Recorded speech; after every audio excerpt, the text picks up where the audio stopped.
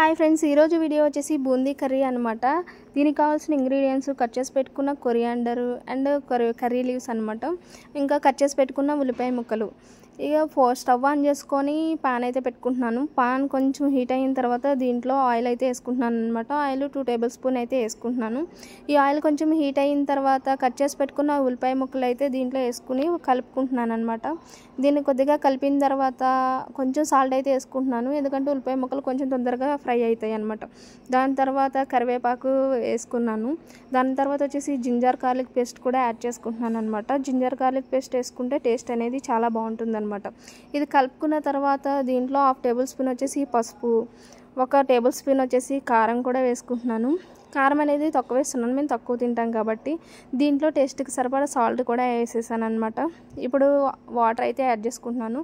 Water 2 కప్పులు అయితే తీసుకుంటున్నాను. 1 కప్ అయితే బూందీ తీసుకున్నాను కదా, దానికోసం నేను 2 కప్స్ వాటర్ అయితే యాడ్ చేసుకుంటున్నాను. ఈ వాటర్ని బాగా మిక్స్ చేసుకుంటున్నాను.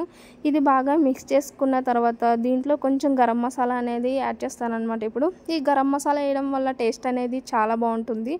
ఈ గరం మసాలా వేసిన తర్వాత కొంచెం బాయిల్ అవ్వనివ్వాలి, ఒక 5 మినిట్స్ అలాగా. బాయిల్ అయిన తర్వాత ముందుగా చూపించాను కదా, బూందీ అయితే తీసుకున్నాను కదా, దాన్ని వేసుకుంటూ కలుపుకుంటున్నాను. అలా వేసుకుంటూ కలుపుకోవాలన్నమాట, లేకపోతే బూందీ అనేది ఒకటే దగ్గర అయిపోతుంది. దాని తర్వాత వచ్చేసి కొద్దిసేపు వదిలేసి కట్ చేసి పెట్టుకున్న కొత్తిమీర కూడా యాడ్ చేసుకుంటున్నాను. ఈ కొత్తిమీర వేసిన తర్వాత ఒక 1 మినిట్ అలా వదిలేసిన తర్వాత ఇట్లా తిప్పుకోవాలి. బాగా కలుపుకోకూడదు అనమాట, బూందీ అనేది విడిపోతుంది. ఈ కర్రీ అయితే రెడీ అయిపోయింది ఆల్మోస్ట్. నేనైతే స్టవ్ ఆఫ్ చేసుకున్నాను.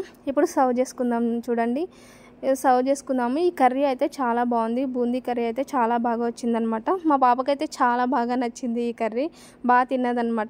చిన్నపిల్లలు తినరు కదా, మారం చేస్తారు కదా, అలాంటి పిల్లలకి ఇదైతే చేసి పెట్టండి. టేస్ట్ అయితే చాలా బాగుంటుంది, మీకు కూడా నచ్చుతుంది. ఒకసారి మీ ఇంట్లో ట్రై చేయండి. ఎలాగొచ్చిందో కామెంట్ రూపంలో తెలియచేయండి. నా వీడియో కనుక మీకు నచ్చినట్లయితే లైక్ చేయండి, షేర్ చేయండి, సబ్స్క్రైబ్ చేయండి. Thanks for watching. బాయ్.